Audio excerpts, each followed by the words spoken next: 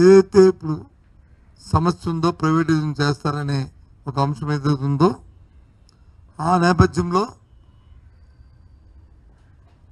ఆ ప్లాంట్కి కేంద్ర ప్రభుత్వం వచ్చి 11,000 కోట్ల రూపాయలు, సుమారు 11,000 కోట్ల రూపాయలని కేటాయింపు చేశాము, నిధులు ఇస్తున్నాము అనే అంశం వచ్చి తెర మీదకి వచ్చింది. కేంద్ర ప్రభుత్వం ప్రకటించింది. దానిపై పరిపరి అన్ని పార్టీల తాలూకా వారి అభిప్రాయాలు వరకు ఉన్నాయి, ఎవరి పార్టీ అభిప్రాయాలు వరకు ఉన్నాయి. మా పార్టీ అభిప్రాయాన్ని మొన్న మా పార్టీ అధ్యక్షుడు, మా విశాఖ జిల్లా పార్టీ అధ్యక్షుడు మా అమర్నాథ్ ఆయన చెప్పకనే చెప్పారు, ఇదేదో వేణీళ్ళు చన్నీళ్ళగా ఉన్నదండి, కానీ దీని మీద మాకు చాలా అనుమానాలు ఉన్నాయి. ఈ ఫ్యాక్టరీని దివాలా తీస్తున్న ఈ సందర్భంలో నాకు కొందరు పెద్దలతో మేధావులతో మాట్లాడినప్పుడు వాళ్ళు చెప్పిన విషయం ఏంటంటే అది ఎన్సీఎల్టీకి వాటికి పోకుండా దీన్ని కాపాడుతూ తదుపరి దీన్ని ప్రైవేటైజేషన్ చేసే ఆలోచన ఉన్నట్టుగా ఉన్నది. ఒకవేళ కాకపోతే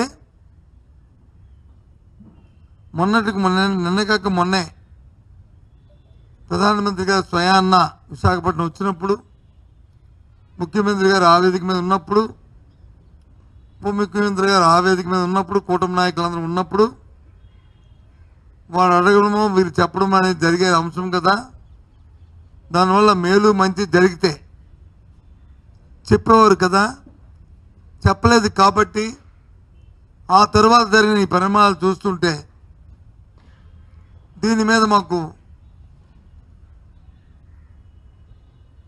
అనుమానాలు ఉన్నాయి. అందుకే మేధావులతో చర్చించాలని చెప్పి మా అధ్యక్షుడు మనం 3 రోజుల కింద చెప్పడం జరిగింది. ఆ తదుపరి నిన్న మొన్న జరుగుతున్న పరిణామాలు చూస్తే మేధావులు కానీ, లేకపోతే కార్మిక సంఘాలు కానీ, లేకపోతే ఉద్యోగులు కానీ, లేదు ప్రజా సంఘాలు కానీ అందరూ కూడా ఏదైతే మా అధ్యక్షుడు మా అమర్నాథ్ ఏదైతే ఆ రోజు వ్యక్తపరిచిన సందేహాలు ఉన్నాయో దాన్నే దూపరుస్తున్నట్లు సందర్భాలు ఉన్నాయి. కానీ నిన్న చూస్తే విశాఖపట్నానికి సంబంధించిన ప్రధాన నాయకులందరూ, ప్రతినిధులందరూ వారు ఒక కామన్ స్టేట్మెంట్ ఒకటి ఇవ్వడం జరిగింది. అందరూ కలిసి,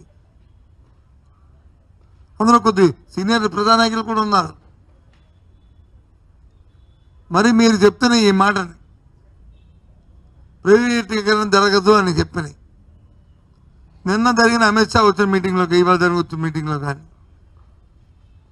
మీరు ఇచ్చారు, సంతోషమంటారు, కానీ దీన్ని మీరు ఆపారనే మాటను ఎందుకు చెప్పట్లేదు? ఎందుకు ముఖ్యమంత్రి గారు కానీ, లేకపోతే హోంమంత్రి కానీ, ఆ నాయకులు కానీ ఆ నోటితో ఎందుకు చెప్పించట్లేదు? ఇది సమస్య లేదు, దీని గురించి మీరు ఆలోచన పెట్టుకోక్కర్లేదు అనే అంశాన్ని ఎందుకు చెప్పలేదు? నిన్న ఈ ప్రకటన చేసినప్పుడు ఎవరైతే ఉద్యోగ శాఖ మంత్రి ఉన్నారో వారు మాట చెప్పారు, ఇది దీపం పథకంలో భాగంగా ఆ రోజే 21లోనే దీని వచ్చి ప్రైవేటైజేషన్ చేద్దామని చెప్పి మేము నిర్ణయం తీసుకున్నాం. కానీ ఆనాడు రాష్ట్ర ప్రభుత్వం దీన్ని వ్యతిరేకించింది, ఇది చేయడానికి వీల్లేదని చెప్పి తీర్మానం చేసింది.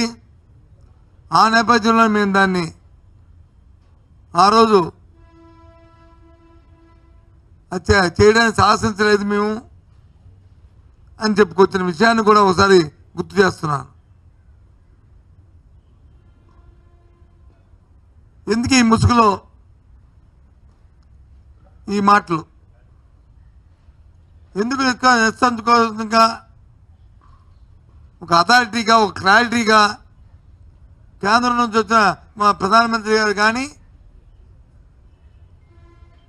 లేదు అందరూ అనుకున్నట్లున్న 2వ స్థానంలో ఉంటున్న హోంమంత్రి గారు కానీ వాళ్ళ సమక్షంలో ముఖ్యమంత్రి గారు కానీ ఎందుకు మాట్లాడలేదు ఈ విషయాన్ని, ఈ సందర్భాన్ని సూటిగా అడుగుతున్నాం. కాబట్టి ఇది ఈ ముసుగులో